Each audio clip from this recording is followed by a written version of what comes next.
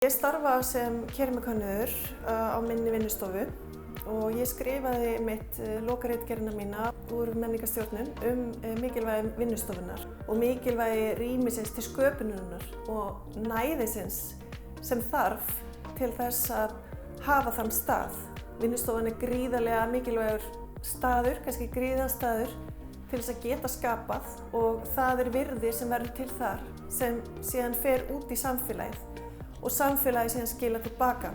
Ég tók viðtal við 8 starfandi myndlistamenn inn á þeirra vinnustofum sem var alveg einstaklega gefandi og ég myndi segja kannski að rannsóknin í kringum meistaraverkefnið hafi í rauninni gefið mér og kennt mér svo ótrúlega mikið. Það þarf hugrekki til þess að standa og gera sína eigin vinnustofu og hafa hana eins og maður vill sjálfur hafa hana. Það að hafa gert þessa rannsókn og skrifa þessa ritgerð hefur hjálpað mér í því að gera mína eigin vinnustofu.